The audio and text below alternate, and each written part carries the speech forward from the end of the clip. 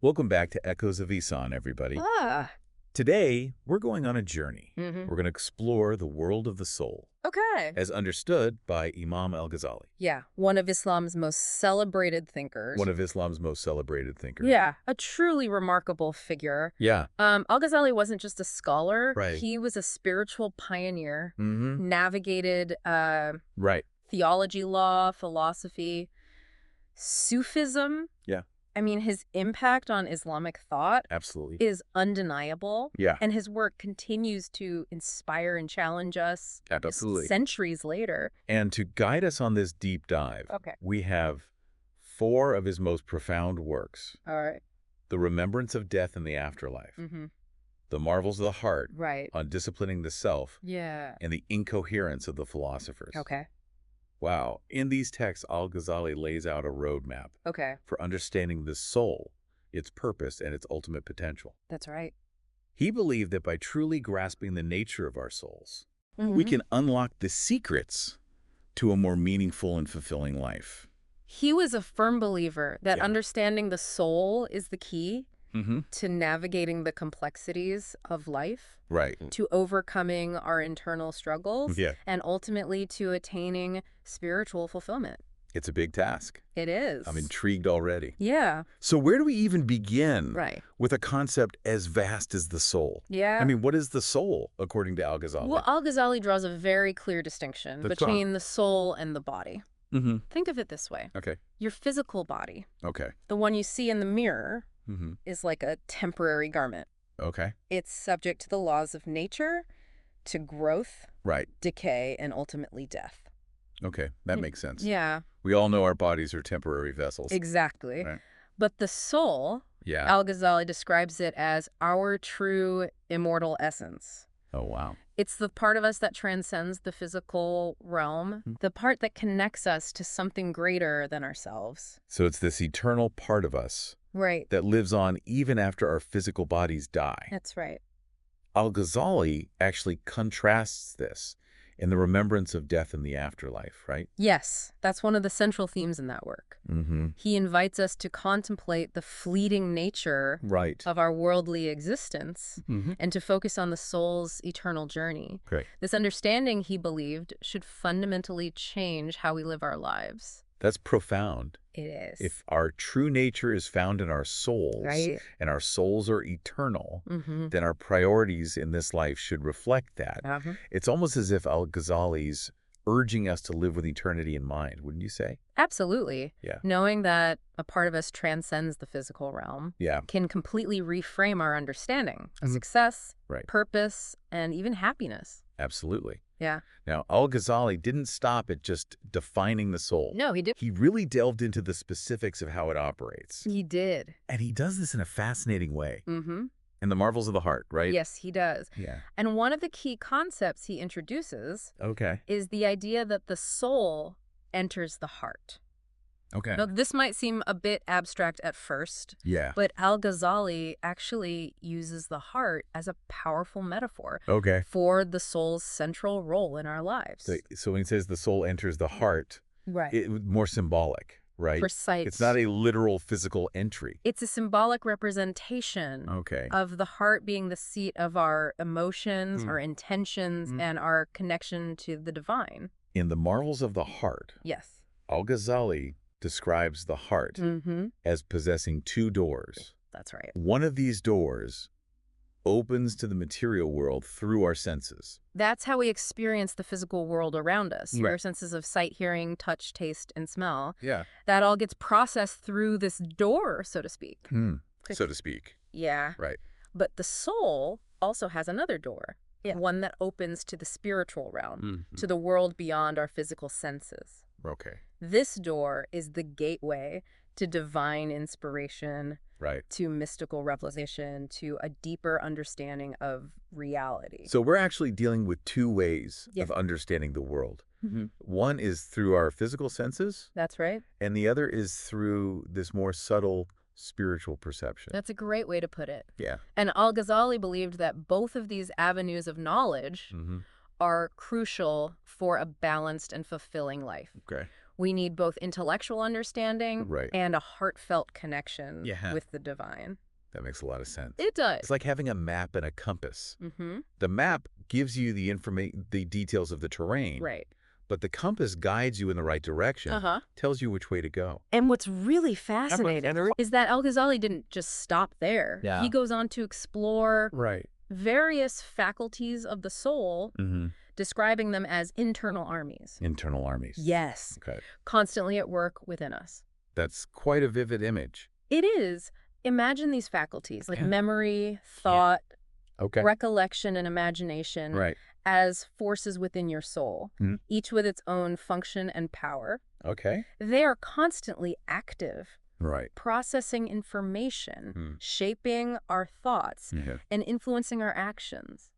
So our thoughts, emotions, and memories are not just random occurrences. No. They are the product of these internal armies within our souls. Right. It's a bit like having an entire civilization operating within us. Mm-hmm. But how do we manage these armies? Mm-hmm. I mean, sometimes it feels like my thoughts are running wild. That's where the concept of disciplining the soul comes in, Yep. which we'll delve into later. Right. But for now, it's important to recognize Okay. That these faculties are part of our inherent nature. Mm-hmm. And Al-Ghazali believed that by understanding how they work, Yeah, we can learn to harness their power for good. that's empowering. It is. It means we have more control over our inner world Right. than we might realize. Absolutely. Yeah. And this understanding is a key step Mm-hmm. in Al-Ghazali's framework for spiritual growth and self-improvement. Okay. Yeah. It's fascinating how Al-Ghazali recognized that these inner faculties, these internal armies, can be used for both good and evil. Right. They have the potential to lead us towards spiritual enlightenment, Mhm. but they can also become sources of temptation and inner turmoil. So it's like a double-edged sword. Exactly. We have this incredible power within us, Right. but it comes with the responsibility to use it wisely. Imagine a soldier who is skilled in warfare, but lacks discipline and moral guidance. Uh-huh. That soldier could use their skills to protect the innocent or to cause harm. Similarly, our inner faculties can be directed towards noble pursuits, or they can be hijacked by our lower desires, leading us down a path of destruction. Okay. Al-Ghazali recognized this inherent duality in human nature. That makes a lot of sense, and it really highlights the importance of self-awareness, Yeah. of understanding our own tendencies and motivations. Hmm. Otherwise, we risk becoming slaves to our impulses and desires. Precisely. And this brings us to one of Al-Ghazali's most important teachings, the concept of disciplining the soul, which he explores in depth in his work on disciplining the self. Okay. He believed that the soul is in a constant state of struggle, a battlefield where our higher aspirations clash with our baser desires. So it sounds like an epic internal battle. It is. But how do we actually engage in this disciplining of the soul? Yeah. What does that look like in practice? Al-Ghazali offers a multifaceted approach. Okay. He emphasizes the importance of self-reflection, of honestly examining our thoughts, intentions, and actions. He encourages us to cultivate virtues like patience, gratitude, humility, and compassion. So it's about actively working on our character, Yes. on developing those qualities that align us with our higher purpose. And he also emphasizes the importance of guarding against negative influences, those things that pull us away from our spiritual goals. Right. Remember those veils we talked about earlier? Right. The distractions, the blind imitations, the pursuit of status and wealth. Those veils are often the result of our own unchecked desires and attachments. Right. Al-Ghazali believed that by recognizing and addressing these negative influences, Mm-hmm. we can begin to clear a path for the soul's ascent. So it's not just about adding good things to our lives, Right. but also about subtracting the harmful things that hold us back. Exactly. It's a process of both addition and subtraction. A perfect analogy. Yeah. And central to this process of disciplining the soul is the concept of jihadi nafs, Okay. the struggle against the lower self. I've heard that term before, jihadi nafs. But I often hear jihad used in a very different context, referring to armed struggle or warfare. Uh-huh. How does Al-Ghazali understand this term? It's a great question, and it's important to understand that the word jihad literally means struggle or striving. Right. While it can be used in the context of defending oneself or one's community, Al-Ghazali believed that the greater jihad, the most challenging struggle, Mhm. is the internal battle against our own ego, our Mhm. desires, and our negative tendencies. So it's about conquering those inner demons that Exactly. prevent us from reaching our full potential. And it's a lifelong struggle, Right. one that requires constant vigilance and effort. Okay. Al-Ghazali tells a wonderful story about Ibrahim Adham, Okay. a prince who renounced his wealth and status to become a wandering ascetic. I've heard of Ibrahim Adham. Mm-hmm. He's considered a saint in Islamic tradition, right? He is. What's the story about? Well, one day Ibrahim Adham was sleeping in a graveyard Okay. when a soldier mistook him for a captive. The soldier demanded to know who his master was. Ibrahim Adham calmly replied, "My master is the one who owns this land." Okay. The soldier was confused. Yeah. So Ibrahim Adham pointed to the graves and said, "These are all his slaves and this is their settlement. Right. I am also one of his slaves." Wow, what a powerful statement. It is. He was completely detached from worldly possessions and status. Right. Even being mistaken for a captive didn't faze him. Uh-huh. It's a reminder that our true identity is not found in our social standing or our material possessions, Right. but in our relationship with the divine. Exactly. And this story illustrates the level of detachment and humility Hmm. that Al-Ghazali believed was necessary for true spiritual growth. Okay. He saw Ibrahim Adham as a model for the jihadi nafs, the struggle against the lower self, Mm-hmm. and the pursuit of true freedom, freedom from the tyranny of our desires. That's inspiring, but it also seems like a very difficult path. It is. Is it really realistic to expect people to detach from worldly possessions and status to that extent?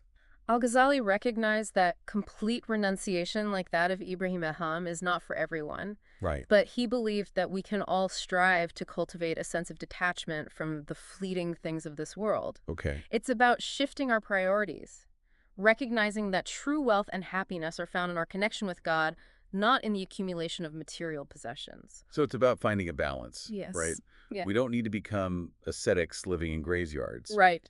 but we should be mindful of the attachments that bind us and prevent our souls from soaring. Yes, and this mindfulness is a key step in the process of purifying the heart, Okay. which Al-Ghazali believed was essential for drawing closer to God. Right. Remember that the heart for Al-Ghazali is not just the seat of our emotions. Right. It's also the center of our spiritual perception, the gateway to the divine. Okay, so how do we actually go about purifying our hearts? Well, What are some of the practical steps Al-Ghazali recommends? he emphasizes the importance of seeking knowledge, Okay. both intellectual and spiritual. Mm-hmm. He believed that true knowledge should lead us to a deeper understanding of ourselves, the world around us, and ultimately the nature of God. So knowledge is not just about accumulating facts, Right. but about using that knowledge to transform ourselves in our relationship with the divine. Precisely. And Al-Ghazali also stressed the importance of cultivating virtuous character traits, those qualities that reflect the divine attributes. Mm-hmm. We talked about patience, gratitude, humility, and compassion. Right. These are not just abstract ideals, they are active practices that we can cultivate through conscious effort and self-discipline. So it's like we're actively shaping our hearts, molding them into vessels that can receive and reflect the divine light. Yeah, that's a beautiful way to put it. Yeah. And this process of purification is also about removing the impurities that cloud our hearts and prevent us from seeing clearly. And those impurities would be things like envy, greed, arrogance, hatred, Yep. and all those other negative emotions and tendencies that we all struggle with. Exactly. Al-Ghazali believed that these negative qualities act as barriers between us and God. Right. They distort our perception, cloud our judgment, and prevent us from experiencing the fullness of divine love and mercy. So it's a process of both cultivating the good and purging the bad. Mm, It's like weeding a garden, removing the harmful plants so that the beautiful flowers can flourish. that's a perfect analogy. Yeah. And as we purify our hearts, as we remove those barriers, Mm-hmm. we begin to experience a deeper connection with God, a sense of unity and belonging that transcends our individual limitations. This reminds me of the concept of Tawhid, the oneness of God, Yes, which is a cornerstone of Islamic belief. it is. Is this what Al-Ghazali is ultimately pointing to? Absolutely. For Al-Ghazali, purifying the heart is not just about personal improvement. It's about aligning ourselves with the ultimate reality, Right. the reality of God's oneness. So it's not just about intellectual assent to the idea of God's oneness, but about experiencing that oneness in our hearts, Yes. in our very being. And this is where Al-Ghazali's teachings intersect with Sufism, the mystical dimension of Islam that emphasizes direct experience of the divine. That's fascinating. Mhm. I'm really curious to learn more about how Al-Ghazali integrated these mystical ideas into his overall framework. That's a great point, and it's something we can explore further in our next segment. Okay. We've covered a lot of ground so far, Right. from the nature of the soul to the importance of disciplining it and purifying the heart. Mm-hmm. But there's still much more to uncover in Al-Ghazali's profound teachings, Okay. especially his engagement with philosophical ideas and his emphasis on the soul's ultimate journey towards God. I'm ready to dive deeper. Yeah. Al-Ghazali's insights are so relevant, even in our modern world where we're constantly bombarded with distractions and temptations. Right. It's so easy to lose sight of our inner world, of our souls. His teachings offer a path back to ourselves, a way to reconnect with our true nature and our ultimate purpose. You mentioned Al-Ghazali's engagement with philosophical ideas and his integration of Sufism. Mm-hmm. That's something I'm really curious to explore further. Okay. He seems to effortlessly blend reason and revelation, intellectual inquiry and spiritual insight. You've hit on a key aspect of Al-Ghazali's genius. Yeah. He wasn't afraid to engage with the philosophical ideas of his time, even those that challenged traditional Islamic thought. Mm-hmm. In fact, he wrote a whole book called The Incoherence of the Philosophers, Right. where he critiques certain philosophical views that he believed contradicted the core tenets of Islam. So he was willing to debate and challenge even deeply entrenched ideas if he felt they didn't align with the truth as he understood it. Exactly. He was a critical thinker Yeah. who wasn't afraid to question assumptions, to challenge the status quo, and to seek out the truth wherever it might lead him. Mm-hmm. And in The Incoherence of the Philosophers, he tackles some pretty big questions, like the nature of time, Right. the relationship between cause and effect, Mm-hmm. and the concept of the soul's eternity. What was his main point of contention with the philosophers on the concept of the soul? One of the key issues was the idea of the soul's pre-existence and eternity. Okay. Some philosophical schools at the time believed that souls existed before the creation of the physical world and that they would continue to exist eternally independent of God. Right. Al-Ghazali strongly refuted this view, Okay. arguing that it contradicted the Islamic concept of God's absolute sovereignty and the created nature of the universe, including souls. So for Al-Ghazali, the soul is created by God, not eternally existing. Precisely, he believed that the soul is brought into being by God's creative act, and its existence is entirely dependent on its creator. Mm-hmm. This understanding for Al-Ghazali was fundamental to a correct understanding of our relationship with God. Okay. If the soul were eternally existing independent of God, Right. then it would imply a kind of duality, a separation between the creator and the created, Yeah. which goes against the Islamic principle of Tawhid, the oneness of God. That makes sense. So emphasizing the soul's creation by God reinforces the idea that God is the ultimate source of all being, Right. and everything, including our souls, is dependent on him for its existence.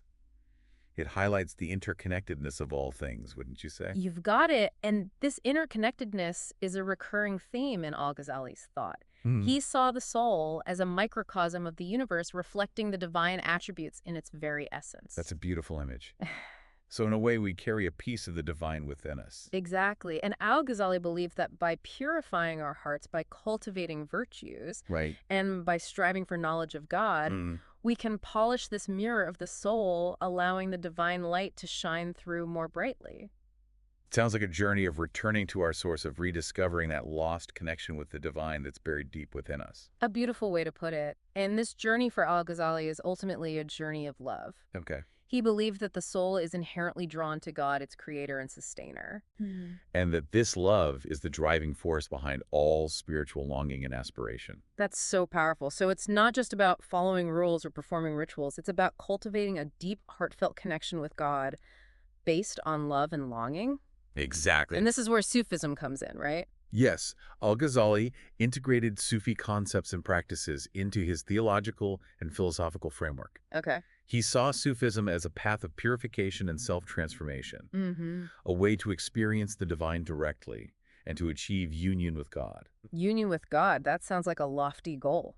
Yeah. What did Al-Ghazali mean by that? He described it as a state of complete absorption in the divine presence, Okay. a merging of the lover and the beloved, Mm-hmm. a state of blissful annihilation of the ego in the ocean of divine love. Wow. It's a difficult concept to grasp intellectually, but Sufi poets and mystics have used beautiful metaphors and imagery to convey the experience. Is it something that's attainable in this life, or is it something that happens after death? Al-Ghazali believed that glimpses of this union are possible in this life. Okay. Through intense spiritual practice, through purifying the heart, and through surrendering to God's will. But the full realization of union, he believed, is something that happens after death, Right. when the soul is freed from the limitations of the physical body Okay. and can experience the divine directly. It's like a homecoming, a return to our original state of unity with God. Yes. I'm struck by how Al-Ghazali weaves together these different threads, theology, philosophy, and Sufism, into such a cohesive and inspiring tapestry. He was truly a master weaver, and his work continues to inspire and challenge us centuries later. Absolutely. He reminds us that the journey of the soul is a journey of self-discovery, of purification, Right. and of love. Yeah. It's a journey that requires both intellectual rigor and spiritual longing, a willingness to question our assumptions, and to open our hearts to the divine. It's a journey we all embark on, whether we realize it or not. That's true. But with Al-Ghazali's guidance, we can approach this journey with greater awareness, intention, and purpose. I feel like I've gained so much from exploring his teachings on the soul. I have too. It's given me a new perspective on my own life, my purpose, and my relationship with God. That's the power of Al-Ghazali's work. It speaks to something deep within us, to that innate longing for connection, Right. for meaning, for transcendence. And it offers a path, a way to navigate the complexities of life and to find our way back to our true home, back to the divine source from which we all came. This has been an incredibly enriching deep dive into the world of Al-Ghazali. It has. If there's one takeaway I hope our listeners will carry with them, it's the reminder that our souls are precious, that they are reflections of the divine, and that we have the power to nurture them, to purify them, and to align them with their true purpose. Beautifully said. May we all strive to live in a way that honors the divine spark within us, and may our journeys lead us closer to the source of all love, all wisdom, and all truth. Thank you for joining us on this episode of Echoes of Isan. Until next time, may your hearts be filled with light, and may your paths lead you towards peace and understanding.